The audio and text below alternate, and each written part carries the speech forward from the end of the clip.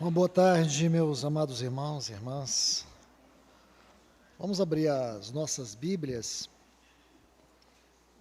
aqui na primeira epístola de Pedro, capítulo 3.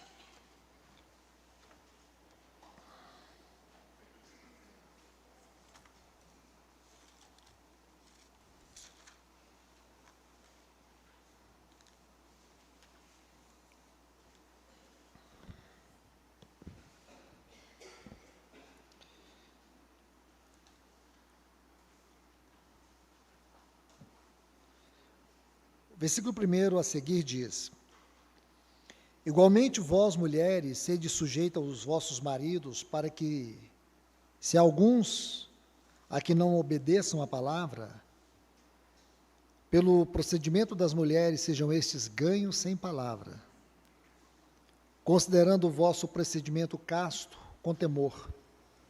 Não seja o adorno, o enfeite exterior dos cabelos entranhados ou entrançados, das guarnições de renda, de ouro ou da compostura dos vestidos, mas seja o homem interior que está escondido no coração, no vestido incorruptível de um espírito manso, tranquilo, que é de grande estima diante de Deus.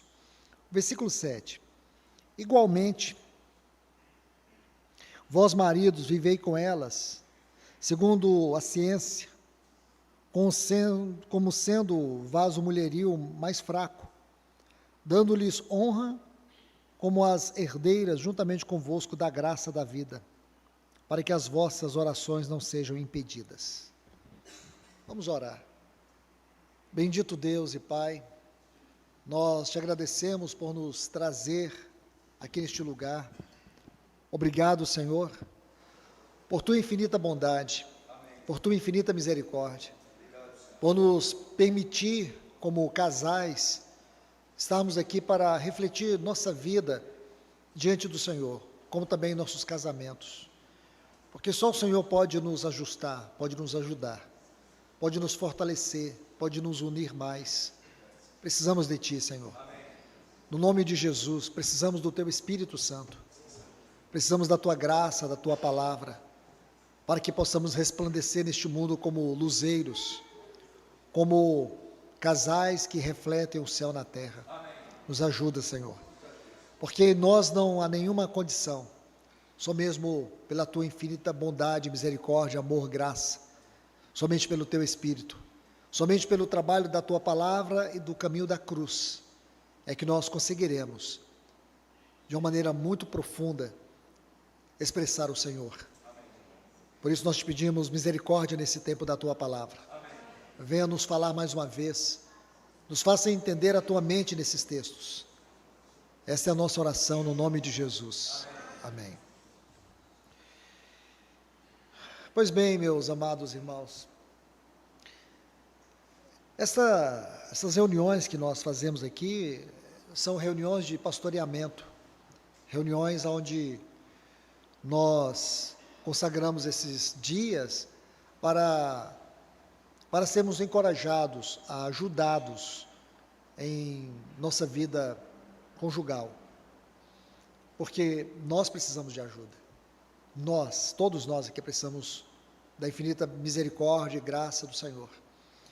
E dentro de tudo que os irmãos têm compartilhado, glórias a Deus, o meu assunto aqui, mesmo dentro desses textos, tende a uma linha mais devocional, levando vocês a ver toda esta hermenêutica do apóstolo Pedro, e confesso que não é uma hermenêutica tão simples assim, ela precisa ser analisada com muito cuidado, porque diferentemente dos outros livros do Novo Testamento, a Epístola de Pedro é uma epístola onde Pedro ele acumula muitos assuntos dentro de um só capítulo. A gente vê aqui uma tônica pastoral, sim, porque Pedro ele tinha como encargo aqueles cristãos perseguidos, forasteiros, conhecido como os cristãos da dispersão, cristãos que estavam em fuga, fugindo de muitas perseguições. E Pedro, no seu zelo pastoral, ele escreve essa carta. Se você observar, dentro de um mesmo capítulo, são tópicos curtos e assunto às vezes, alguns olham e parece um pouco desconexo, mas não tem nenhuma desconexão nos escritos de Pedro. Tem muito zelo, tem urgência, e talvez a maneira como ele aborda muitos tópicos dentro de um capítulo, às vezes tópicos que à primeira vista, um não está ligado no outro, porque ele trata uma coisa extremamente profunda, depois ele coloca uma coisa prática, mas quando você conhece a mente do Senhor nesse livro, você vê que é justamente isso. Ele mostra uma profundidade, depois ele mostra uma coisa prática. Ele revela o que é o céu na vida do cristão, mas também revela o que é o inferno na vida do cristão. Há muitos exemplos aqui. Quando você, em especial, se você voltar aqui para o capítulo 1, eu vou pegar alguns apanhados aqui para montar um breve contexto, e assim a gente entender, especialmente, esses dois pontos que ele coloca no capítulo 3, focando a mulher e depois o homem. Por favor, vem comigo aqui no capítulo 1, vejamos o versículo 13. Vamos começar por aqui, embora a gente poderia começar abordando textos anteriores, mas como não temos muito tempo, a gente vai pegar justamente aqui. Olha o versículo 13. Ele diz assim: por isso, cingindo os lombos do vosso entendimento, sede sóbrios, esperai inteiramente na graça que vos está sendo trazida na revelação de Jesus Cristo. Como filhos da obediência, não vos conformando com as cobiças que antes tinhais no tempo da vossa ignorância. Aí ele diz assim: mas assim como é santo aquele que vos chamou, tornai-vos também ser santos em todo o vosso procedimento. Essa é uma palavra muito importante aqui nessa primeira epístola. Ele trata ela em alguns lugares aqui, procedimento. Aí ele diz assim: porquanto está escrito, sereis santos porque eu sou santo. Veja o grau que ele coloca. Então, ele aborda dentro de uma linguagem extremamente elevada. Veja, por exemplo, aqui no capítulo 2, versículo 1, ele diz: portanto, deixando toda malícia, olha, ele vai para um extremo muito baixo, de todo engano, fingimento, inveja, de todas as detrações. Aí, ele chega no versículo 4, chegando-vos a ele, pedra viva, rejeitada, na verdade, pelos homens, mas para Deus eleita e preciosa, sois vós também. Olha onde ele já sobe. Então, ele vai lá embaixo, depois ele sobe. Sois vós também pedras vivas, edificados como casa espiritual para seres um sacerdócio santo, a fim de oferecer sacrifícios espirituais aceitáveis a Deus por Jesus Cristo. Então vocês vão percebendo que essa é uma linguagem que ele vai usar aqui. No versículo 9, ele diz assim: mas vós sois geração eleita, sacerdócio real, nação santa, o povo todo seu, para que proclameis as grandezas daquele que vos chamou das trevas para a sua maravilhosa luz. Agora ele desce. Mas vós que outro tempo éreis não povo, mas agora sois povo de Deus. Vocês não eram povo, mas agora sois povo de Deus. Esses paradoxos da linguagem de Pedro é muito importante, porque realmente este é o mundo que nós espiritualmente vivemos. O paradoxo cristão. Por um lado, homens e mulheres que foram redimidos pelo sangue de Cristo Jesus, comprados pelo sangue de Cristo Jesus, como ele diz aqui no versículo 18 do capítulo 1 a seguir. Por um lado, pessoas que Cristo deixou o trono da sua glória, encarnou, viveu uma vida santa, morreu na cruz do Calvário, tal morte como todos nós conhecemos, ressuscitou, ascendeu e está no trono da glória. Toda esta obra para nos salvar. E não só isso, ele enviou o seu Espírito para nos habitar, para abrir um caminho celestial de eternidade. Mesmo agora, nesse corpo, ele nos deu esse caminho, para que nós nos tornemos aquilo que ele diz aqui, uma casa espiritual, um sacerdócio real, um povo adquirido, um povo que vive uma vida espiritual elevada, Então ele usa essa linguagem paradoxal, fazendo esse contraste, mas também ele vai dizer assim, deixando toda malícia. O termo aqui, deixando, significa algumas coisas que ficam arraigadas, algumas coisas que a gente quer preservar, alguma coisa que a gente ainda quer trazer de volta. Isso é muito interessante nessa linguagem de Pedro. Então, as suas exortações mostram esses dois lados, esse grande paradoxo que o cristão vive, sim. Paulo, embora no outro sentido, é claro, aqui Paulo vai falar de debilidades, aqui Pedro está falando de fraqueza no sentido moral. Coisas que muitas vezes nós conservamos, coisas que muitas vezes nós toleramos. A linguagem de Pedro é essa, quando ele chega aqui na questão do capítulo 3, ele permanece nessa linguagem. Se você observar, no capítulo 3, do versículo 8 até o versículo 22, ele coloca 21 exortação. Existem 21 exortações aqui. 21 exortações, Pedro vai colocar aqui. Só do versículo 8 até o versículo 22 do capítulo 3. Então, ele continua nessa linguagem, mostrando isso, esse grande paradoxo que nós temos. Isso, com certeza, reflete em toda a nossa vida, em especial na nossa vida conjugal. Então, amados irmãos, irmãs, eu quero que vocês observem bem tudo isso, porque o nosso tema aqui, que é o discernimento espiritual na vida conjugal no tempo do fim. E eu fiz esse rápido paradoxo aqui, ou essa rápida exposição sobre esse paradoxo, e ainda, quero colocar só mais um, que eu acho que é muito importante, porque ele vai usar novamente a palavra procedimento, e quem sabe isso estimule você a ler essa carta, e ver a linguagem de Pedro. A linguagem de Pedro é completamente diferente da linguagem de João, da linguagem de Lucas, da linguagem de Paulo. E as suas cartas requer muito cuidado na sua interpretação, na sua hermenêutica, porque a gente precisa fazer essas ligações, tecer esses vínculos, para que a gente consiga entender a mente de Deus nessa carta para nós. Porque não é o objetivo de ler a palavra de Deus para obter conhecimento. É ler a palavra de Deus para obter vida, para que ela possa falar conosco, para que ela possa nos ler, nos examinar. Ainda, por favor, só mais um, me tolere aqui, por favor. No capítulo 2, versículo 11, ele diz, amados, rogo-vos como peregrinos e forasteiros. Aí ele vai lá para baixo. Que vos abstenhais dos desejos carnais que combatem contra a alma, tendo o vosso procedimento bom entre os gentios, a fim de que, naquilo que murmuravam ou murmuram de vós, como malfeitores, considerando-vos pelas vossas obras, glorifique a Deus no dia da visitação. Interessante toda essa linguagem que Pedro vai usar. Aí, como não tenho muito tempo para examinar todos esses pontos dentro do capítulo, eu selecionei aqui alguns.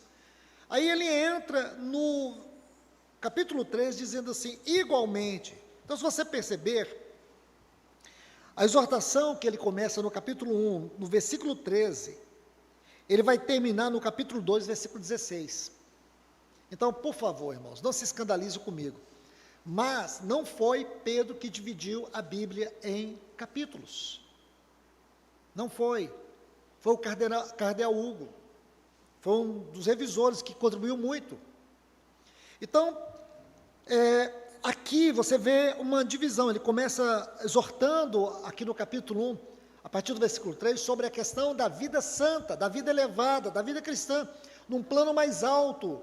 E aí ele chega no versículo 18 do capítulo 2, ele vai falar sobre os deveres dos servos, dos escravos. Mas aqui, é claro, na nossa linguagem, não diz respeito a servos, diz respeito a todos nós. Então ele faz essa abordagem. Quando ele termina, claro, permita-me, no versículo 11 até o versículo 17, ele vai falar sobre o testemunho cristão no meio dos pagãos. Deixe-me colocar essa nota e corrigir esse ponto. Do versículo 11 até o versículo 16, ele vai falar do testemunho cristão no meio dos pagãos. Os pagãos precisam ver o nosso procedimento e glorificar a Deus. Aí, do versículo 18 até o versículo 25, ele vai falar sobre os deveres gerais, embora aqui são os deveres dos servos, mas são os deveres no sentido geral. Quando ele termina, observe que ele inicia assim, igualmente. Então, esse igualmente, ele vai abarcar tudo isso que ele vem tratando, em especial, se você quiser pegar um contexto imediato, desde o versículo 11 do capítulo 2, onde ele está falando justamente isso. Porque aqui, repetindo, versículo 11 e o 12 diz, rogo-vos. Esta não é uma palavra qualquer. O termo usado no grego aqui é de um profundo clamor. Rogo-vos como peregrinos, isto é, vocês não são daqui. Não são daqui. Então nós não somos do mundo. Por isso que o nosso padrão não pode ser mundano, não pode ser secularizado. Nós não entramos na forma, não entramos na forma, nem na forma e nem na forma do mundo. Aí ele diz que somos peregrinos e forasteiros, que vos abstenhai dos desejos carnais, que combatem contra a vossa alma, contra a vossa mente, isto é, com a vossa mente, a vossa vontade, o que sinto, o que penso, os vossos desejos. É disso que ele está falando. Aí, quando ele diz aqui, igualmente, vós mulheres, ele está na mesma linha. Ele está falando justamente do nosso testemunho como forasteiros e peregrinos, como um povo celestial, como um povo que não está enraizado nessa terra. Porque essa é a grande mensagem para o povo de Deus no Novo Testamento. A questão, irmãos, é o que a religião fez conosco. Porque nós temos aqui dois polos, o que a religião fez conosco e o que o mundo também. Esses dois polos, religião e mundo. Porque a religião criou espiritualista e o mundo criou mundanos, carnais, pessoas sem um padrão celestial. Porque aqui, nesses dois polos, você não precisa do caminho da cruz. Você precisa da Bíblia para ler, você não precisa dela para viver. Você precisa ter uma Bíblia para dizer, eu tenho uma identidade cristã. Mas uma identidade cristã não é ter a Bíblia, uma identidade cristã é ser transformado pela palavra de Deus. E aí está a grande crise do momento. O que virou a igreja? Muito daquilo que nós chamamos povo de Deus é governado por esses dois polos, religião e mundanismo. Religião e mundanismo. Muito do que os nossos irmãos falaram aqui, Germano e William, está dentro disso. Porque há pontos aqui pequenos, eu vi que havia uma grande ênfase aqui quando foi tratado das mulheres, sobre o versículo 3, não seja o seu adorno o enfeite exterior. Essa palavra adorno que foi abordada aqui é cosmos. Se você conhece, ou se você for ler, estudar essa palavra cosmos, essa palavra grega, cosmos, de onde veio o cosmos, né? Só que esta palavra, ela não é uma palavra fechada. Quem conhece a gramática grega sabe disso. Há muitos termos gregos que eles são ricos em significados, eles têm uma luz abrangente. Sabe aquilo que a gente está estudando sobre pedras preciosas aqui, quando a luz vem e cria a refração? Essas palavras é como uma pedra preciosa. A luz vem e cria uma refração, ela sai por vários ângulos da pedra. E o que é isso? Várias particularidades existem aqui, vários significados, vários sentidos, porém nada destoa do seu princípio. Por exemplo, as irmãs conhecem a palavra cosmético. Qual é a origem da palavra cosmético? Cosmo, certo? Vem de cosmo, cosmético. E é disso que ele está falando. Mas como nos foi lembrado pelo irmão Germano, isso aqui não é uma condenação ao cosmético das irmãs, não é. Ele está dizendo que existe uma beleza muito mais profunda, que ela precisa ser cultivada. Diferentemente das mulheres mundanas, as mulheres cristãs sabem disso. E a gente vai abordar esse ponto, mas não só para as mulheres, para todos nós. Então a mulher cristã sabe que a sua beleza, ela é interior. Ela ganha o marido sem palavras, por quê? Porque ela não precisa do cosmético. Porque o dia que o cosmético for a sua arma para ganhar o seu marido, você já perdeu o seu casamento. Porque enquanto dura o cosmético, você está sendo elogiada, né? Então, quer dizer, ele acorda bem mais tarde, ou então ele acorda muito mais cedo para esperar você colocar o cosmético. Não faz sentido para a mulher cristã, não é verdade? Mas aqui tem uma exortação, uma tônica muito forte. Porque as mulheres do mundo hoje dependem disso. Elas dependem de serem notadas. E elas querem ser notadas pelo cosmético, né? Elas não querem ser notadas pela vida interior, pela sabedoria, pela graça.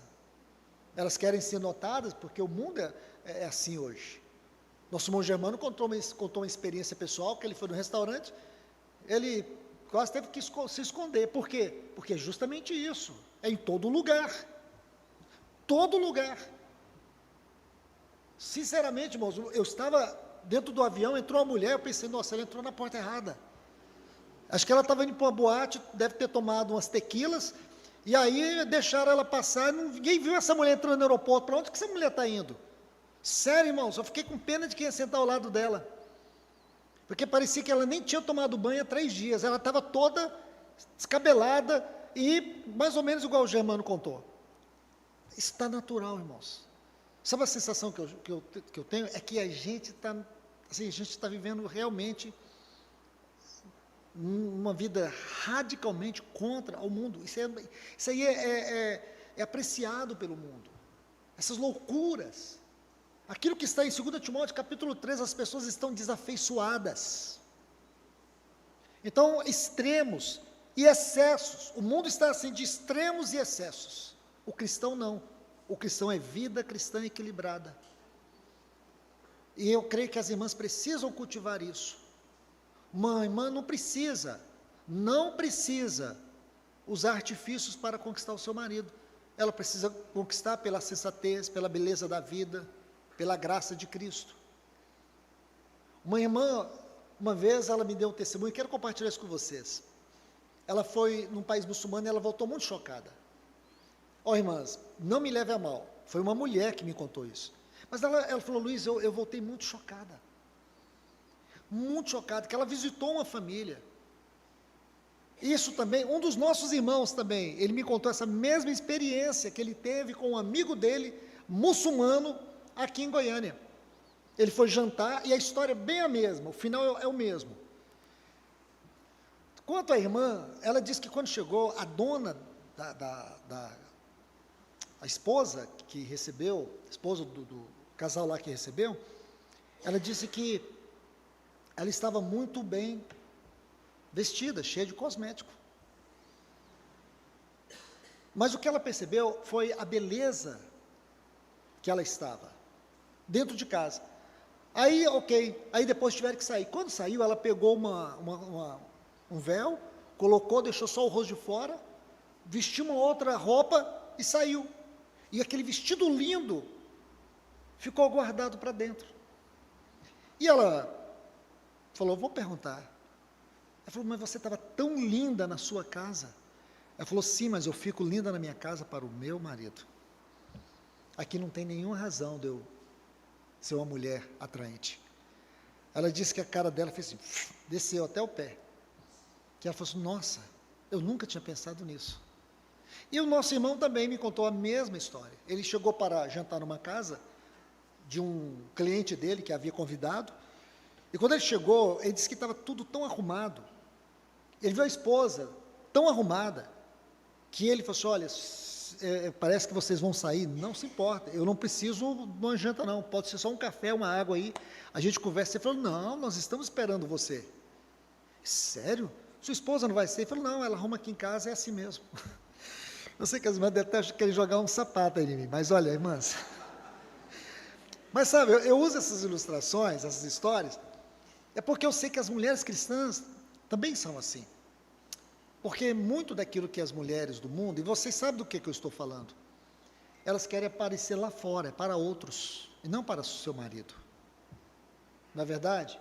Não para o seu marido, elas querem mostrar o seu corpo para outros. Elas vão para o salão muitas vezes para ficar competindo. E Eu já ouvi isso de mulheres, irmãos, irmãs, especialmente as irmãs. Eu já ouvi isso de mulheres, que elas falam que uma das coisas que, às vezes, inconscientemente, perturba as mulheres, é que elas ficam se competindo, mesmo sem perceber que estão fazendo isso. Então, é desse ponto que a gente parte para examinar essa palavra adorno. E é o que Pedro está nos lembrando. Por que a gente está batendo nesse ponto? Não é por causa de vocês. É porque o mundo, não é as irmãs que estão provocando isso, é o que o mundo está provocando na igreja. É quando você vai para fora e você vê que as pessoas estão perdendo o pudor. E, sinceramente, irmãos, a gente já falou isso aqui, graças a Deus, como eu disse, estas reuniões são reuniões de pastoreamento. Nós dedicamos esse final de semana, 2 vezes por ano, para poder juntar os nossos casais e compartilhar com eles. Lamentamos muitos que não puderam vir. Mas olha, o que eu digo para vocês? Muitas vezes, casais, eles saem, e a gente já falou isso várias vezes. Não é o caso aqui, glórias a Deus, pelo menos a gente não vê isso aqui. Mas depois eles vão lá na praia, a irmã está de biquíni, à vontade, e o marido tira aquele tanto de foto dela. Sabe onde é que eles colocam aquela foto? É no Instagram. Aí os adolescentes, os jovens, tudo tem o Instagram da irmã, está lá vendo a irmã seminua. Sim, irmãos. E vocês acham isso normal? Isso é normal, irmãos? Não é. Não falta um pouco aí. A gente fala pudor, mas na verdade é vergonha mesmo, não é? É uma coisa estranha. A gente tem que tomar cuidado com isso. Então é sobre esse ponto que Pedro está falando. É sobre esse ponto que nós temos abordado aqui. Mas não é palavra só para as irmãs, não é para os homens também. É para os homens. Homens. É muito estranho, as pessoas usam essas redes digitais para ficar expondo os seus corpos. É foto dentro do banheiro, é foto fora do banheiro, é foto comendo uma pizza. Espera aí, tem uma vida mais preservada. Quando você coloca ali, você está colocando para o mundo. Nós precisamos voltar a ter essa consciência que Pedro diz. Nós somos forasteiros. Nosso padrão é celestial. Sabe, faz sentido eu tirar a foto da minha esposa, eu e ela, e ficar o tempo todo nos expondo para todo mundo ver? Cadê o Cantares 4:12? Jardim fechado és tu, amada minha. Então a gente tem que tomar muito cuidado. Ah, você quer abrir só para os irmãos da comunidade? Então tem um grupo com eles. Quer abrir só para a sua família? Tem um grupo privado. Então hoje a gente está vendo essa batalha terrível. Irmãos, eu louvo a Deus, que com todas as dificuldades que nós temos enfrentado como igreja local, o Senhor tem nos dado aqui irmãos com um coração obediente, que aceita serem exortados, para que a gente não se perca nessa leviandade, para que as nossas reuniões, os nossos ajuntamentos de família, de casais, nossos ajuntamentos de panela, a gente nunca venha perder o foco celestial do nosso chamamento, da nossa vocação. Então Pedro, ele está abordando isso, e quando ele vai falar ali para os homens, há um ponto chave também. Ele vai dizer sobre os homens tratar suas esposas com honra, e aqui não é só o sentido de honrar, mas de guardar, de cuidar, de proteger, da sua esposa saber que ali tem um homem que diante de Deus, ele está representando o seu lar. Esse ponto é muito importante, porque fala de um homem espiritual, de um homem que ora, de um homem que tem uma presença na sua casa, em primeiro lugar, diante de Deus. Aquele que vai pela sua casa, diante de Deus.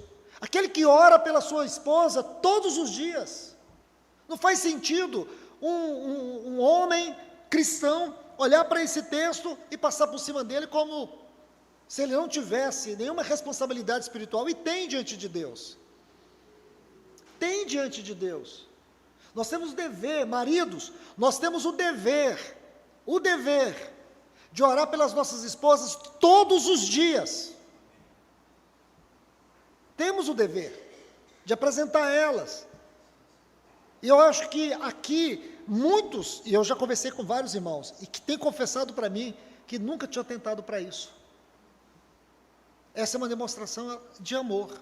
Porque é o amor sincero que Deus vê, que você tem.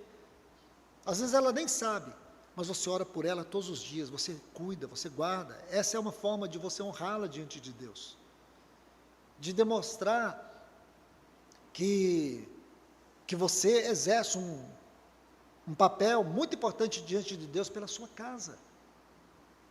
E infelizmente, o Germano usou uma palavra aqui, e é uma metáfora, é claro, os irmãos entenderam, e precisa entender mesmo, porque quando a gente está junto, a gente fala muito isso, a gente fica, não é possível, porque eu nunca vi uma geração que virou um bananal, essa geração de homens do século 21.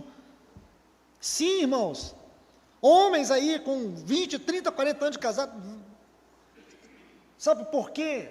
Não é porque a mulher muitas vezes é mandona, ela está quebrando princípios, que tem, é claro, tem isso também, mas a questão é que muitos homens, eles têm prazer de serem omissos, homens que gostam de ficar na sombra da esposa,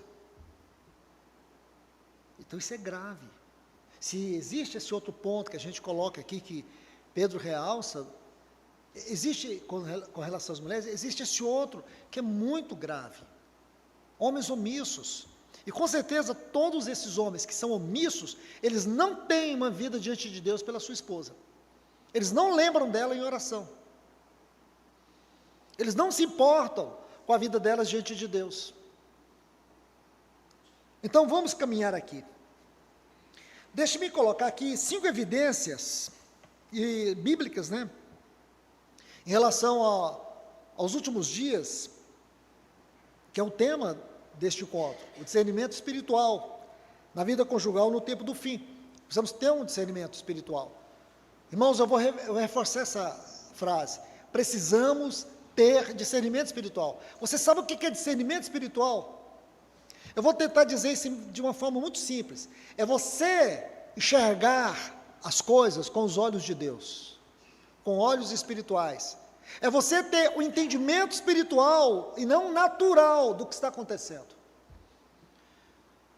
Irmãos, sinceramente, acho que a gente nunca viu na nossa geração um tempo mais bagunçado, confuso do que esse que a gente está vivendo, né?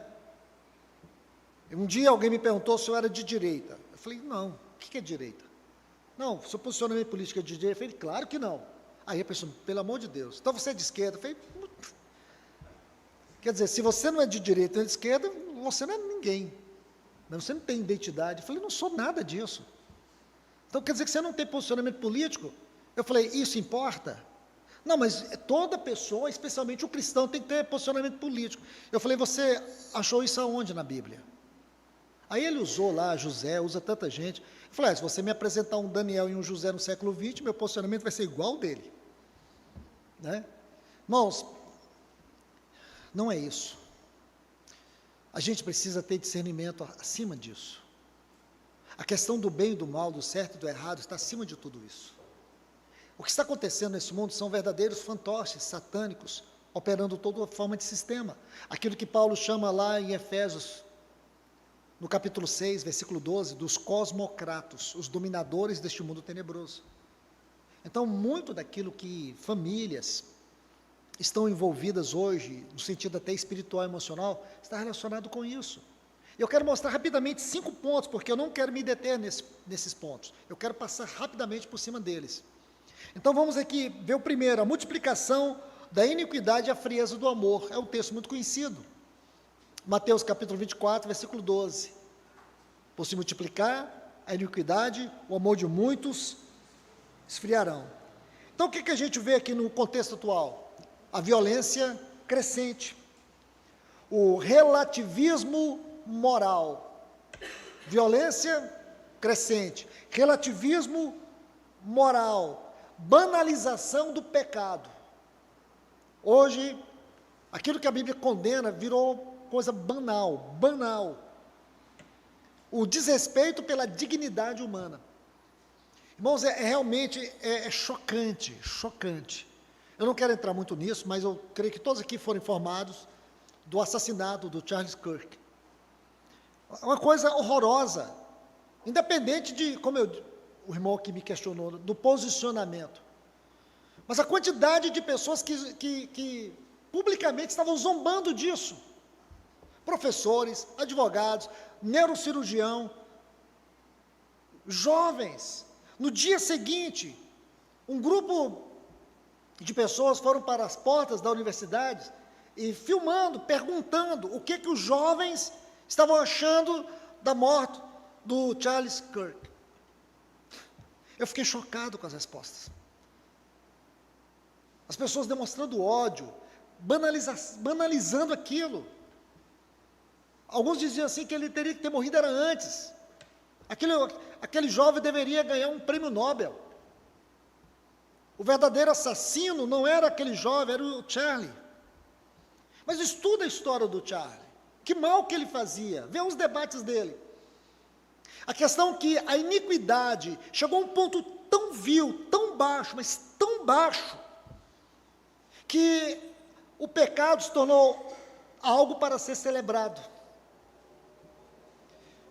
Irmão, sinceramente, eu creio que nós precisamos proteger a nossa mente dessas coisas. A gente não deve ficar na internet olhando para isso, porque pode chegar um momento que você vai entrar num colapso. A gente tem que se afastar disso. Vamos fazer o que está em Filipenses 4:8, tudo que é puro, tudo que é bom, tudo que é agradável, tudo que for de boa fama. Se algum proveito, se algum louvor, ocupe isso o vosso pensamento. Amém. Porque não está dando mais. Sinceramente, depois dessa notícia, eu não fui mais atrás dessas coisas. É chocante. Esse é o mundo real.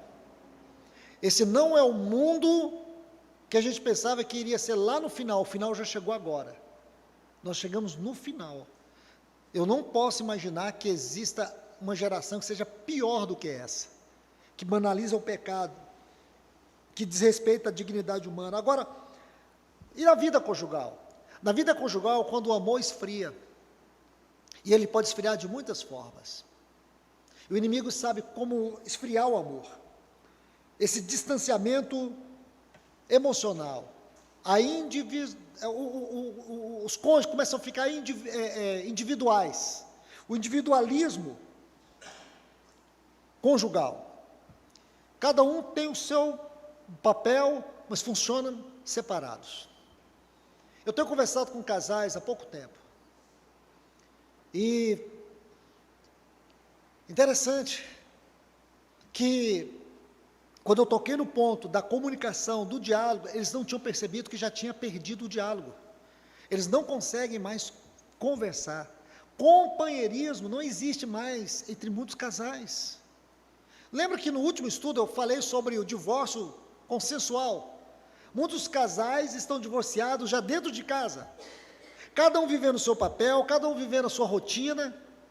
Aí chega em casa, cada um pega o seu celular, ele tem o mundo dele dentro do celular dele, ela tem o mundo dela dentro do celular, centenas e milhares de amigos que eles conversam e não sabem nem quem é, vive sua vida, suas vidas paralelas. Você pode imaginar que essa é uma forma de divórcio? Você pode imaginar que dentro desses relacionamentos pode haver muitos adultérios virtuais.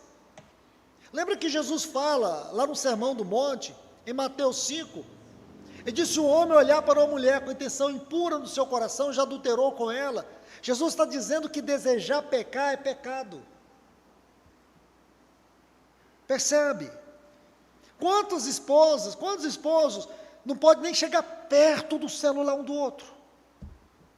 Imagina.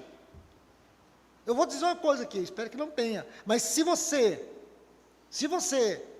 tem um celular que a sua esposa, seu esposo não pode ver, já tem adultério aí. Já tem coisa grave aí dentro. É sério. A gente tem que tocar nessas feridas, irmãos. Tem que tocar nessas feridas. Vamos para o segundo ponto, pressões culturais e a destruição da família. Então, nós vimos primeiro, o esfriamento do amor. Já é uma característica da nossa geração. A gente está vendo aí a violência crescente, relativismo moral, banalização do pecado e o desrespeito à dignidade humana. Agora vamos para um outro ponto, que define, que descreve os dias que nós estamos vivendo. 2 Timóteo capítulo 3, versículos 1 e 2. 2 Timóteo 3, versículos 1 e 2.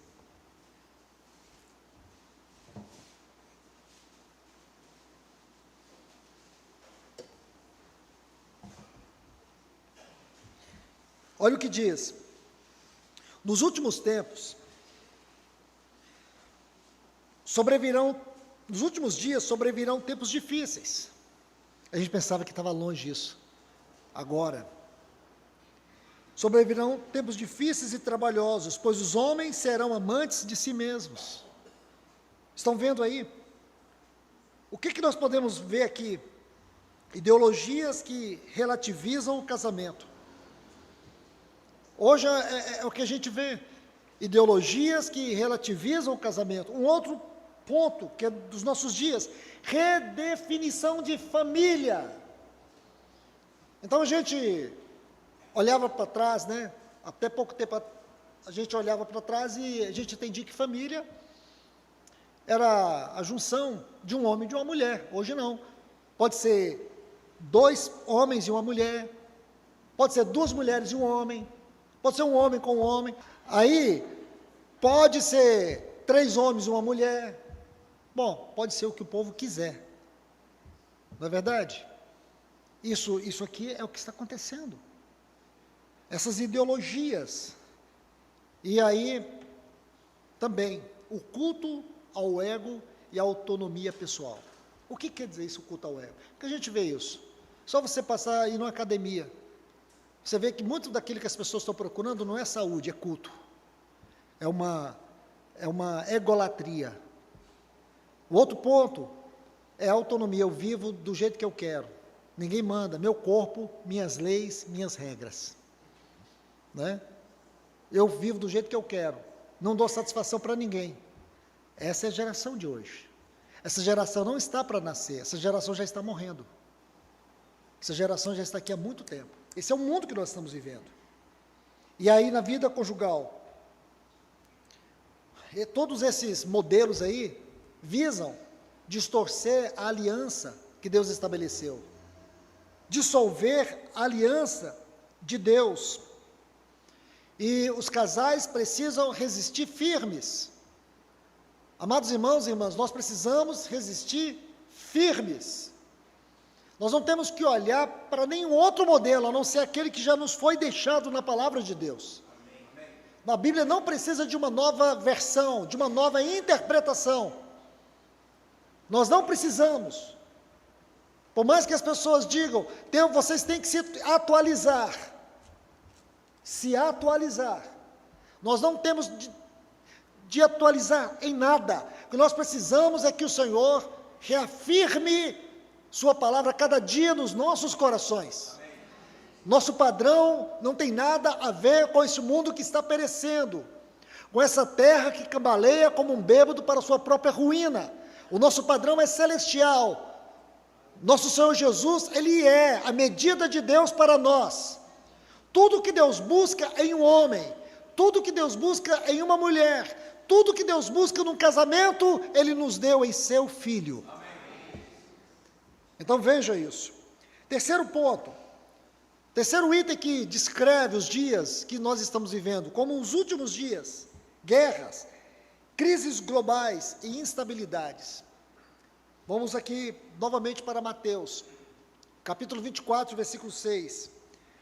Somente essa frase: ouvireis falar de guerras e rumores de guerras. Irmãos, que tempo é esse, não é? É os últimos dias. Você que reúne nessa comunidade há 26 anos, você ouviu falar disso há 26 anos atrás. Conflitos internacionais, crises econômicas, pandemias, estabilidade social, tudo isso descreve para nós, com toda clareza, os dias que nós estamos vivendo. Por isso que temos que ter discernimento. Não é ler os jornais, é você ler a palavra de Deus. E quando você lê a palavra de Deus, você vê os jornais, você sabe o que está acontecendo.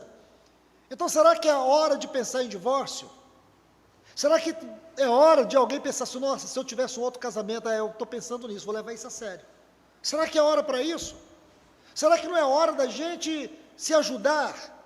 Será que não está na hora da gente procurar simplificar mais a nossa vida? Será que não está na hora da gente se fortalecer? Será que não está na hora da gente aprofundar os nossos laços? e levar a nossa vida aos pés do Senhor? Será que alguém que está pensando em divorciar vai ter tempo de reconstruir sua vida diante de Deus? Será que vale a pena arriscar ser condenado com esse mundo? É triste, mas ouvimos aqui, o número de divórcios hoje, segundo a estatística, é muito maior do que o número de casamentos nos cartórios. Uma pesquisa feita por David Barkett, e ele fez isso na esfera dos Estados Unidos. Essa pesquisa, ela já tem mais de uma década. E esse número nos Estados Unidos já havia se igualado, hoje ultrapassou. Amados irmãos e irmãs, isso é muito grave, nós assistirmos e vermos o que realmente está acontecendo com o povo de Deus. Como que nós vamos nos mover nesse tempo? Olha o que Pedro diz, que as pessoas precisam, os pagãos têm que olhar para nós, eles têm que glorificar a Deus. Desculpa, irmão, deixei esse negócio ligado aqui. Então o mundo tem que olhar para nós como povo de Deus e ver luz. E ver testemunho. E ver que há paz.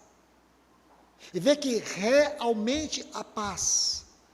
Ver que realmente existe oásis nesse mundo. Amém. Nós temos, irmãos.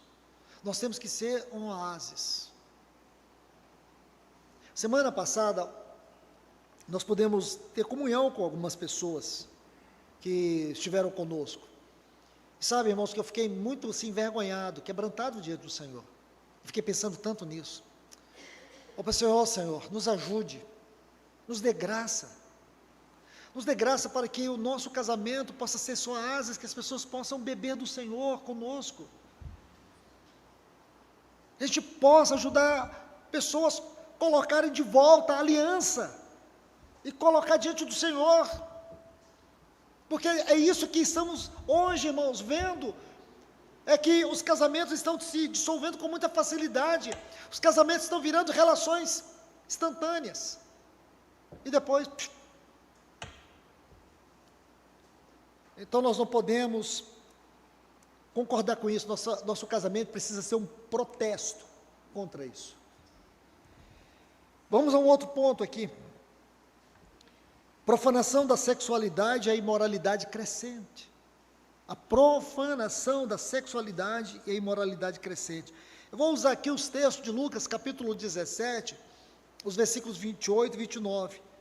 Quando ele diz assim como foram os dias ali de Ló. Os dias de Noé e também os dias de Ló. Nesses dias, eram dias que as pessoas comiam, bebiam. Lembra? Tanto a geração de Noé como a geração de Ló. Mas eram dias de sodomia. Sodoma virou como que uma metáfora da degradação moral, da degradação sexual. Imagine, irmãos.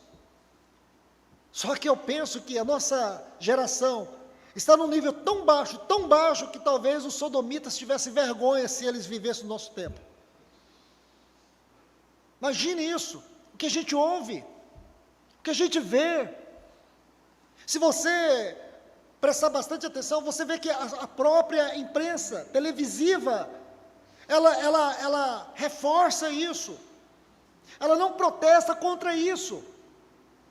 Alguém há pouco tempo levantou a bandeira sobre os abusos infantis na ilha de Marajó. Nossa, quase uma inquisição. E quantas pessoas se levantaram para dizer que não era daquela forma? Não era mesmo. As ONGs estão mentindo. Várias reportagens que não foram realizadas pela grande mídia mentiram. E não precisa ir lá não, irmãos. Nós aqui, esta comunidade, por mais de 14 anos, cuidou de crianças abusadas. Não é lá no Marajó, não, é em Goiânia. Nós cuidávamos aqui de crianças abusadas. E alguém aqui já soube por que nós paramos? Nós paramos porque perdemos essa batalha. Porque a criança, ela era abusada dentro de um prostíbulo. Então nós acolhíamos mediante o juizado da infância e da adolescência. Só que depois, a mãe entrava, o tio entrava, alguém entrava com a ação, a criança voltava para o mesmo prostíbulo. A criança, aí isso a gente viu muitas vezes. Eu fui em delegacia em que eu vi o abusador. No outro dia, quando eu voltei no fórum, fui lá na delegacia, em Aparecida de Goiânia.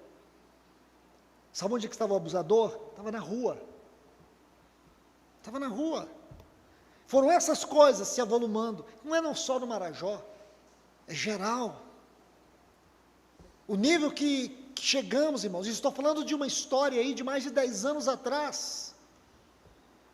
E isso com certeza é muito pior hoje. Então a profanação da sexualidade, a imoralidade crescente, uma geração sodomita. Aqui nós vemos a pornografia em massa, o adultério facilitado. Essa é a nossa geração. A banalização do sexo fora do casamento. Isso virou coisas normais. Hoje, com 2 cliques, uma criança já está numa página pornográfica. Sério, irmãos. Filhos estão matando os pais porque tiraram o celular. Há poucos dias no Nepal, o governo disse que ia desligar a internet do país. A geração Z botou fogo no Nepal. Imagine, uma nação é destruída por jovens, por uma geração que não consegue desconectar. Triste, triste. Filhos matando o pai. Eu falo isso porque são reportagens que têm saído, e eu vi uma dessas. Custei a acreditar. Custei a acreditar. Em um pequeno vídeo em que um pesquisador, abordando esse assunto, ele mostra o dia da criança, como foi aquele dia dela, como foi ela com a mãe dela, como foi que a mãe dela pegou ela na escola, trouxe para casa, e as câmeras da casa mostrando. Quando ela arma tudo, infelizmente, essa cena ele não mostra, mas mostra a criança depois sendo condenado à prisão perpétua. Matou a mãe de uma forma banal. Sabe por quê? Porque a mãe tirou o celular para disciplinar ela. Essa é a nossa geração. A geração que está no fundo do poço. Sabe por quê? Porque crianças hoje, com 5, 6 anos, já estão viciadas em sexo. E os pais fazem questão de fazer vista grossa a isso. Deixar uma criança com o celular. Você diz, não, mas ele só entra onde eu deixo, está tudo vigiado. Uhum. Aqui é tudo no limite. É mesmo? A questão não é o celular dos pais, ou o celular compartilhado, o celular da escola. É uma guerra desigual. É desigual. Muitos pais, em outros lugares, já me perguntaram, Luiz, o que eu faço? O que eu faço? Não é você guardar o seu filho na sua casa. A questão é que ele vai para uma escola.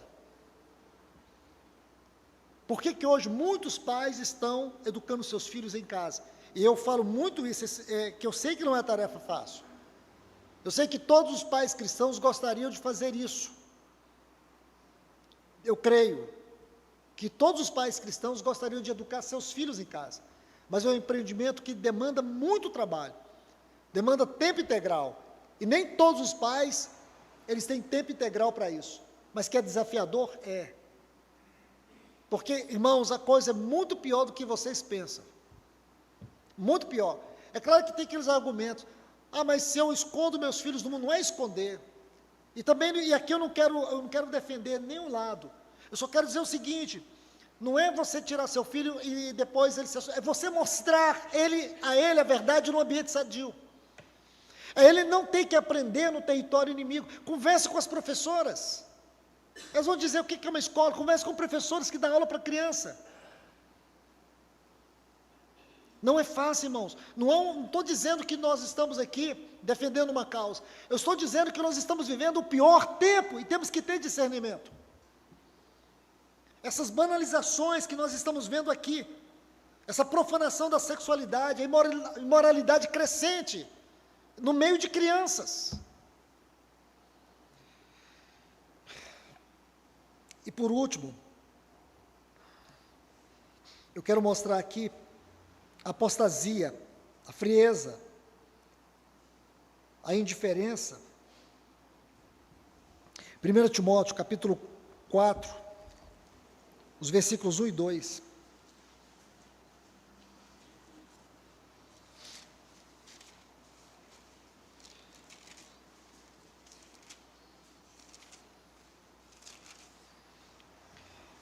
Olha o que diz. Mas o Espírito diz expressamente que nos últimos tempos alguns apostatarão da fé, por atenderem a espíritos enganadores e a doutrinas de demônios. Essa é a degradação espiritual. Nós vimos aqui várias formas de degradações e também, por que não dizer, um quadro daquilo que descreve os dias que nós estamos vivendo. E essa é uma outra marca da nossa geração, a apostasia, daqueles que deveriam ser identificados como o povo de Deus. Ensinos de demônios, práticas. Hoje a palavra de Deus não está sendo mais pregada, está tendo muitas informações de discursos. Toda forma de culto a homens, de um povo que perdeu o sentimento pelos céus, anelo pela volta do Senhor. O prazer da santidade é de não perder a presença de Deus e não ter santidade de forma religiosa. Hoje nós vemos uma geração espiritualmente pobre, sem realidade espiritual. Então, aqui há uma outra marca. E tudo isso tem produzido o quê? Tem produzido ansiedade, tem produzido incredulidade, frieza, frustração espiritual. E assim, todos esses pontos citados, que formam esse quadro dos últimos dias, têm tido um forte impacto na vida conjugal. Muitos casais estão cansados, muitos casamentos estão dilacerados, porque se perderam na espiritualidade. E aqui, para não tomar muito tempo de vocês, eu quero colocar 2 pontos que nós precisamos guardar nesse ensino de Pedro, aqui no capítulo 3. 2 pontos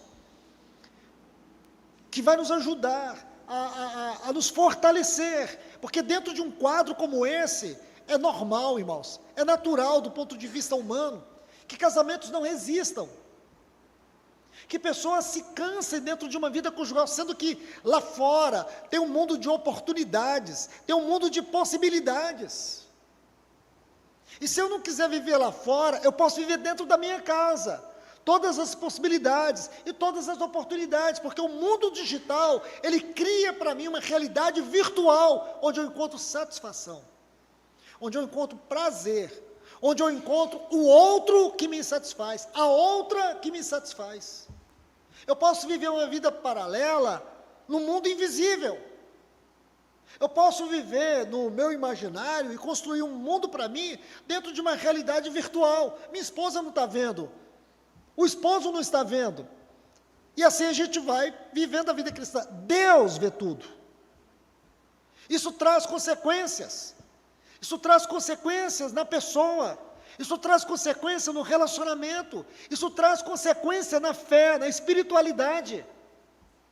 Você não consegue conviver espiritualmente saudável, vivendo uma vida assim. Ou o pecado morre dentro de nós, ou ele cresce. Ou o pecado vai morrer, ou ele vai crescer. E se você cultiva uma vida assim, não tenha dúvida, o pecado vai crescer. Não existe anonimato diante de Deus. Não existe. Você pode se esconder do jeito que quiser. E falo aqui, se você percebe algo grave no seu relacionamento conjugal, possivelmente um desses fatores está te aprisionando. Está. Amados irmãos, irmãs, Deixe-me colocar 2 pontos.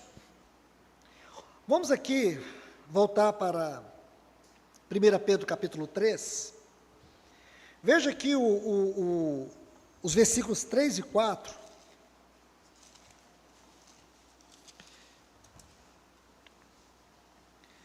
Quando ele diz assim: não seja o seu adorno o enfeite exterior dos cabelos, entrançado, das guarnições de renda de ouro ou da compostura dos vestidos, mas seja o homem interior que está escondido no coração, no vestido corruptível de um espírito manso e tranquilo, que é de grande estima diante de Deus. E aqui agora, no versículo 7, maridos, igualmente vós, vivei a vida comum do lar, com discernimento, e tendo consideração para com a vossa mulher, como parte frágil, tratai-a com dignidade, porque sois juntamente herdeiros da mesma graça de vida. Agora, para que não se interrompam as vossas orações. Então, eu quero extrair de todos esses textos 2 frases apenas. A primeira está aqui no versículo 3, quando diz o homem interior do coração. Essa é a primeira. E a segunda está aqui no versículo 7, para que não se interrompam as vossas orações. Você vai perceber que essas 2 frases, elas descrevem a nossa vida interior, a nossa vida de intimidade com Deus. Então, o homem interior do coração e as orações interrompidas. Deixe-me colocar uma coisa muito importante para vocês. Tem um texto que está lá em Hebreus, capítulo 9, versículo 14, e aqui eu quero extrair algo muito importante para a gente entrar nesse assunto. E por quê? Porque é fundamental para nós sabermos o que é a nossa consciência. Então vamos lá, Hebreus 9, 14 diz assim, a gente vai ganhar tempo, então eu só vou citar o texto. Muito mais, o sangue de Cristo, que pelo Espírito Eterno, a si mesmo se ofereceu sem mácula a Deus, purificará a vossa consciência das obras mortas, para servirmos ao Deus vivo. Eu quero essa última parte do texto. Purificará a nossa consciência, só até aí, depois a gente vê as outras partes, se for possível. Você sabe o que é a sua consciência? Qual é a parte do seu corpo que você mais conhece? Responda aí para você. Respondeu? É a sua consciência? A parte que você mais se preocupa do seu corpo, responda para você, qual é a parte que você mais se preocupa do seu corpo? Tem a resposta aí? É a sua consciência. Alguém aqui respondeu consciência? É normal, irmãos. Ninguém responde. A gente se preocupa com o coração, não é verdade? Vai no cardiologista, se preocupa com tudo, mas não preocupa com aquilo que é a parte mais importante do nosso ser. Você sabe que a consciência é a parte mais importante que você tem? A consciência é a parte mais importante da nossa vida. E nós, cristãos, não sabemos o que é consciência. Deus criou o homem tripartido, corpo, alma e espírito. Então nós temos esse corpo, e dentro desse corpo existe um homem interior. E esse homem interior, ele é formado de espírito e alma. Espírito e alma. O espírito é a parte mais importante do nosso ser. E a consciência é a parte mais importante do espírito. Então, a consciência se torna o nosso bem supremo. Porque quando Adão foi criado, ele tinha sua consciência plena em sua funcionalidade. E quando o pecado entrou, ele perdeu essa consciência na sua plenitude. E aí, você vai ver que a alma, ela tem 3 faculdades. A mente, a vontade e as emoções. A mente é a parte mais importante da nossa alma. Compreende isso? Tudo, o espírito, ele é receptor, a alma é transmissor. Então, tudo que nós recebemos, tudo, precisa estar dentro do padrão da consciência. Então, se a sua consciência não é uma consciência purificada pelo sangue, vamos lá. Quando você disse que Deus te salvou, perdoou os seus pecados, purificou a sua vida, aonde o sangue de Cristo agiu em você? No coração? No cérebro? Qual parte do seu corpo? Na sua consciência. Foi na sua consciência. Se a gente fosse ter um estudo aqui, eu ia caminhar com vocês por todos os textos. Mas aqui está um que já é um resumo da doutrina. O Espírito Santo, ele vem e purifica a nossa consciência. Porque quando Deus age conosco, por exemplo, no Espírito nós temos a intuição. A intuição é a faculdade onde a palavra, a voz de Deus passa. A nossa comunhão, a comunhão no Espírito, é uma outra faculdade. É onde está a habitação do Espírito, é onde está a presença de Deus. E a consciência, ela governa a intuição e a comunhão. Quando você entende o que é o homem interior e a sua consciência, ela vai governar o ponto central da alma, que é a mente. Por que muitos cristãos hoje, eles têm conversões religiosas?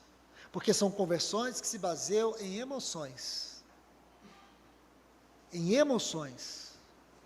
E não no espírito. Por que a gente gosta muito desse pentecostalismo, que grita, que pula, que sai rodando? Por que a gente gosta de barulho, dessa dopamina? Emoções. Não é no espírito, é na alma. Porque a gente gosta dessas coisas. O espírito é uma realidade profunda. Deixe-me colocar aqui algo para vocês. Vamos lá em Mateus capítulo 6, e o versículo 6.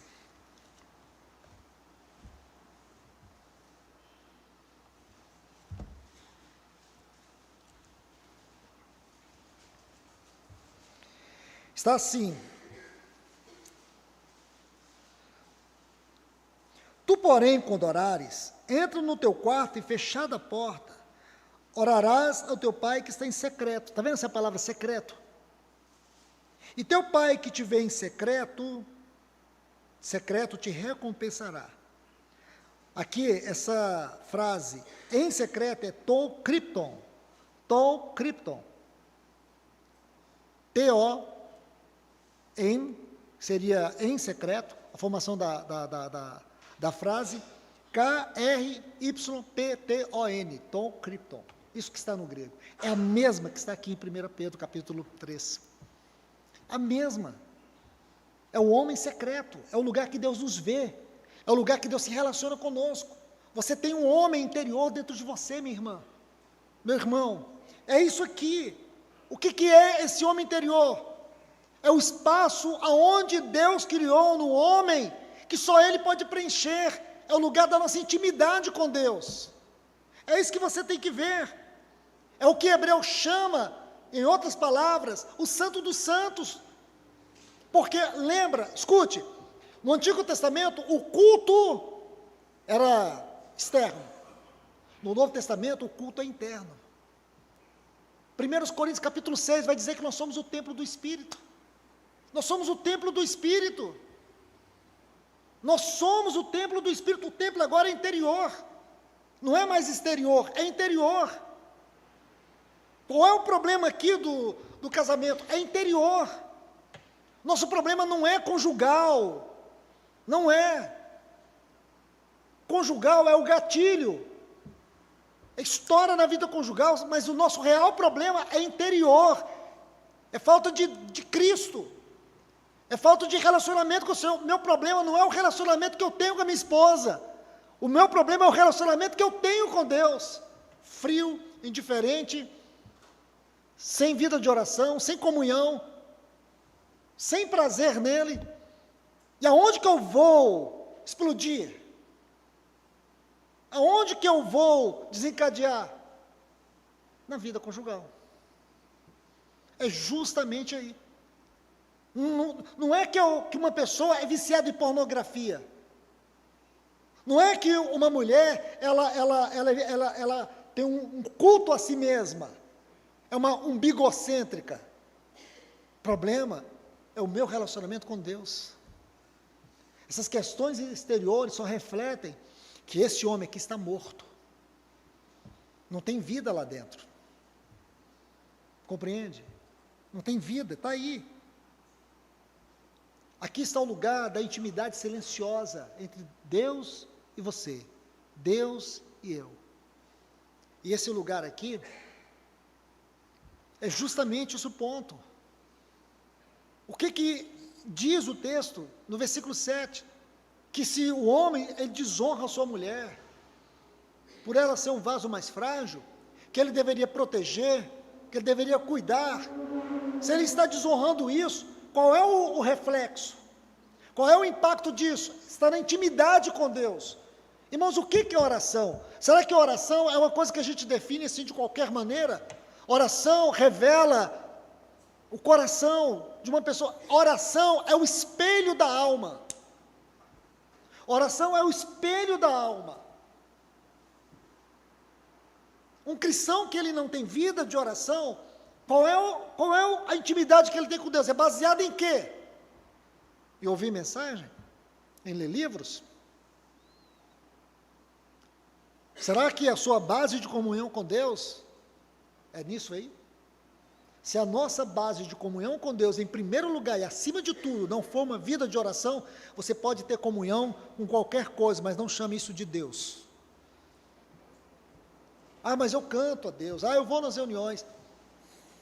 Isso não representa nada. É o seu secreto. É isso aqui que a Bíblia fala. Quer o evangelho aberto? Aqui está o evangelho aberto.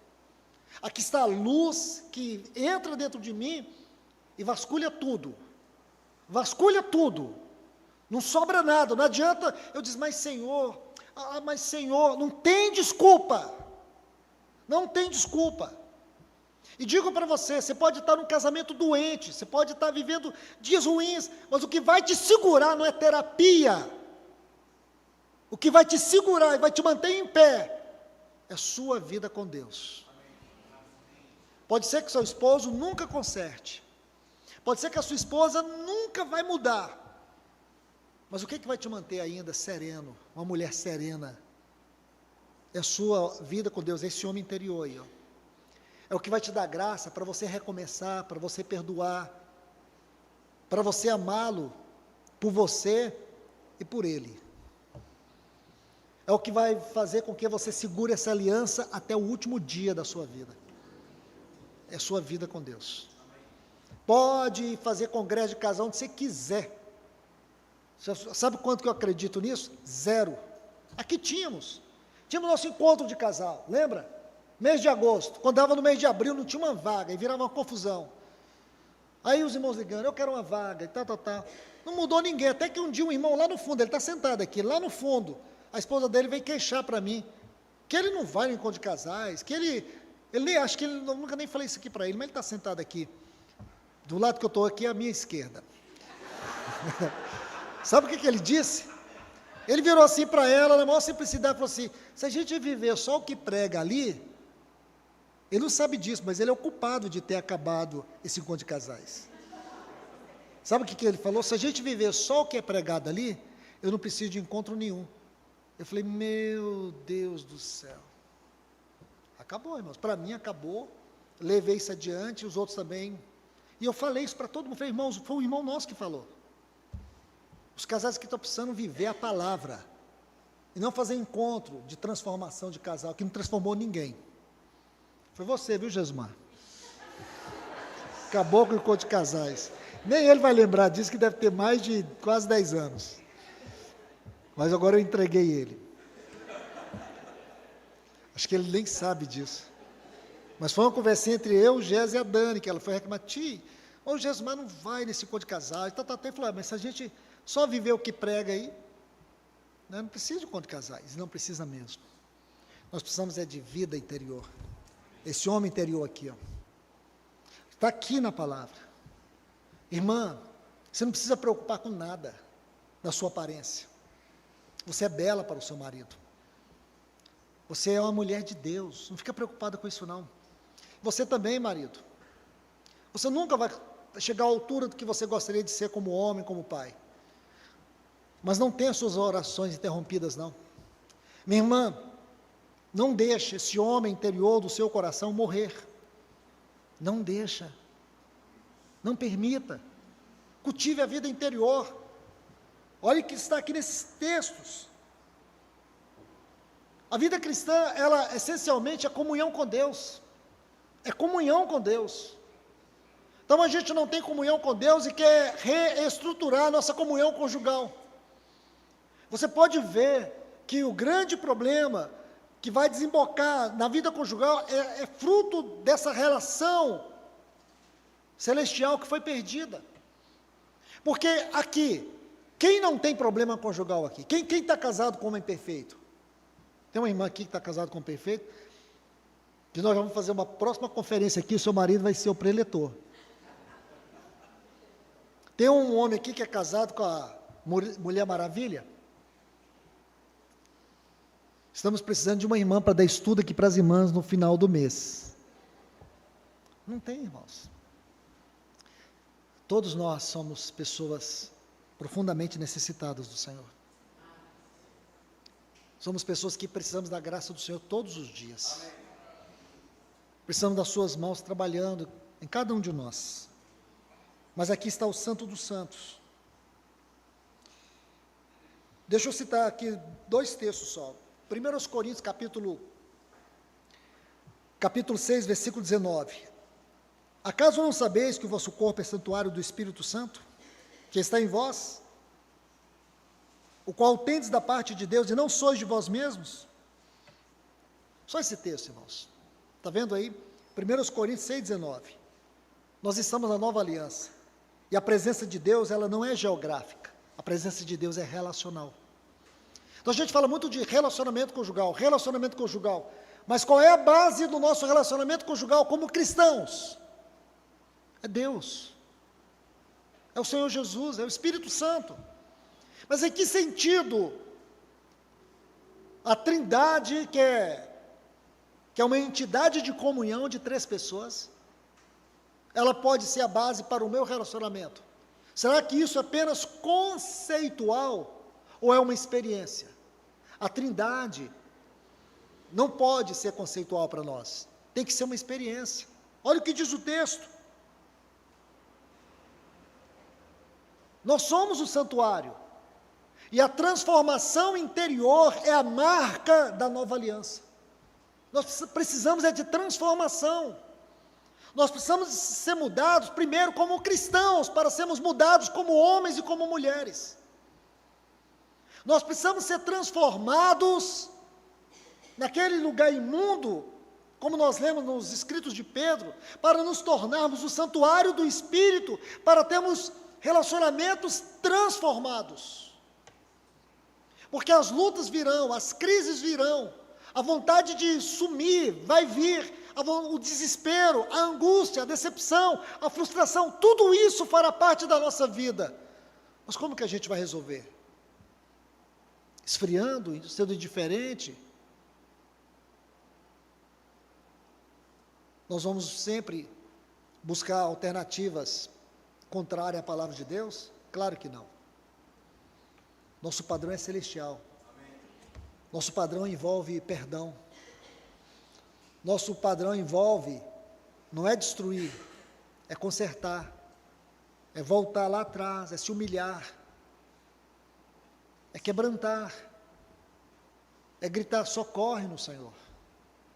Porque quando você tem essa vida como um santuário, quando você compreende esse homem interior, como que ele funciona à luz da palavra de Deus, você sabe aonde está o seu refúgio, você sabe onde está o seu socorro, você sabe onde está a sua cura, você sabe aonde resolver os problemas do seu casamento, você sabe aonde está o problema. Eu tenho uma absoluta convicção que se as pessoas tivessem mais intimidade com Deus, elas não precisariam ficar pedindo socorro para um e para outro. Porque a comunhão traz luz, a comunhão traz sabedoria, a comunhão abre portas, a comunhão nos dá um caminho mais excelente.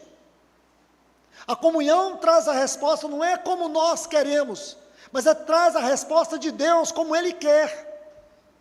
A comunhão nos faz silenciar, a comunhão nos faz aquietar, a comunhão nos faz submeter. E mesmo que você se sinta que está perdendo, você não se desespera, porque você sabe em quem você crê. Você sabe aonde está a sua vitória. A sua vitória não está em mudança de situações. A sua vitória está em permanecer em Cristo. Amém. A sua vitória está na sua comunhão. Um cristão que quer viver uma vida vitoriosa, ele vive a vida num plano mais alto, ele não vive uma vida periférica. Então é disso que nós estamos falando aqui, homem interior. Se conhecêssemos melhor o nosso homem interior, nós saberemos muito bem como lidar com as situações, como exercer discernimento. Nós saberemos muito bem como lidar com as crises. Tem dia que você vai sentir que você perdeu a batalha. Já sentiu isso, meu irmão? Já sentiu isso, minha irmã? Quantas vezes? No seu casamento você diz, perdi. Eu perdi. Quantas vezes no seu casamento, você já disse para você mesmo, eu desisto. Agora olhe, daquele dia que você disse que ia desistir, e naquela situação que você disse que perdeu, você perdeu? Você desistiu? A graça mudou tudo. A graça sobrenatural, e quando a gente olha, você fala, ó Senhor, obrigado pela tua graça. A graça que nos faz voltar de novo, começar de novo. Quantas vezes for preciso, a gente vai começar, mas nós nunca vamos quebrar a nossa aliança, entregar ela nas mãos de Satanás. Enquanto houver caminho, nós estaremos aqui, Senhor, seguindo o Cordeiro aonde quer que ele vá. Amém. O caminho não é fácil para ninguém, casamento fácil não existe, mas é o melhor lugar que Deus nos deu nessa terra. É o nosso lar, é o nosso casamento. O que eu disse, tenho dito para muitos casais, que investiram tanto em casa, e não investiram em lar. Investe tanto em fazer uma festa de casamento, mas não investe no relacionamento. A gente precisa acordar, porque esse quadro que a gente estudou agora, é um quadro que ele está piorando. E somente lares enraizados na palavra de Deus vão subsistir. Sinceramente, irmãos, eu estou assombrado de ver o povo de Deus cometendo tantos divórcios. Eu não estou falando de divórcio, de separação, não, até estão dentro de casa, mas estão infelizes. Estão infelizes, porque a felicidade deles está no casamento.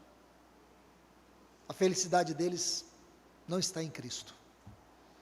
Porque no casamento você tem decepção, você tem dor, você tem tristeza, você tem frustração, você tem desânimo. Ou não, irmãos? Eu estou falando só para mim. A gente não tem? Tem. Mas a gente sabe que esse casamento foi o que o Senhor nos deu. E Ele está nesse casamento. E um dia você vai olhar para o seu cônjuge e vai dizer assim, valeu a pena. Valeu a pena. Porque o nosso casamento se tornou a escola de Cristo na nossa vida. Amém. E que o seu casamento, com toda a luta que você tem tido, seja ele um oásis para outros. Seja ele um oásis para outros. Eu conheço casais aqui dentro, que passaram lutas profundas. Eu carrego a dor deles no meu coração. Só eu e minha esposa sabemos. E quando a gente olha para esses casais, a gente fica muito emocionado, porque eles são um oásis para tantos outros casais. São as pessoas que mais se dedicam a cuidar de outros. Eles são sólidos, são verdadeiros. Casais que enfrentaram prova de fogo, E esses casais, eles são um encorajamento para toda a igreja. Muitas vezes os irmãos nem sabem o que aconteceu, mas a gente que passou com eles pelo vale, e hoje tem o privilégio de poder vê-los fortes, firmes, mesmo com todas as lutas que todos nós sabemos que passamos, mas você vê ali um dispensar de graça, e esses casais são oásis para outros. Então, meus irmãos, não vamos perder isso de vista. Que o Senhor nos ajude, que o Senhor nos abençoe, que a sua palavra possa queimar no nosso coração, que possamos prosseguir para o alvo, para o prêmio da soberana vocação de Deus em Cristo Jesus. Amém? Vamos orar. Bendito Pai, glórias ao teu nome, Senhor, por essa noite tão abençoada, por esse dia tão abençoado, pela reunião de ontem tão abençoada, por ter enviado a tua palavra sobre nós, pastorear as nossas casas, pastorear as nossas vidas, Senhor. Ajuda-nos a entender esse homem interior, a nossa consciência. Ajuda-nos, Senhor, porque aí nós vamos ser curados de tantas situações, vamos ser ajudados de uma maneira tão extraordinária e poderosa. Nós não vamos ficar olhando para feridas, para passado, não vamos ficar preocupados em desenterrar defuntos. Nós sabemos que a nossa vida, ela é vivida num plano mais alto. Nos tira da periferia, nos tira da superficialidade, leva-nos a viver uma vida profunda, essa dimensão profunda espiritual, que nós temos o dever de viver por causa daquilo que Cristo fez por nós, daquilo que Ele é para nós como sumo sacerdote segundo a ordem de Melquisedeque, aquilo que o teu Espírito foi enviado para realizar em nós, uma obra tão grande, tão divina como foi a obra do Calvário. Então nós não podemos desprezar a nossa vida, Senhor, que o mundo possa olhar para nós e glorificar a Ti, Senhor, por causa do Teu amor, Tua graça, Tua benignidade, longanimidade para conosco. Ajuda os nossos lares, Senhor, ajuda os nossos casamentos, Senhor. Se aqui há casamentos precisando de cura, traga cura, Senhor. Se aqui há casamentos que necessitam de libertação, traga libertação, Senhor. Opera maravilhas aí neste casamento, nesta aliança. Se aqui há um homem que tem buscado dissolver o seu casamento, uma mulher que tem procurado separação, que Teu Espírito possa repreendê-los no íntimo agora, Senhor. Em nome de Jesus, nos ajude, Senhor. Não permita que os enganos do inimigo possa ter êxito no nosso coração. Que a Tua palavra nessa noite, que a Tua palavra logo mais cedo e ontem, que a Tua palavra ministrada aqui esses dias, possa alcançar aquilo para o qual o Senhor a enviou. Nós te pedimos em nome de Jesus. Amém.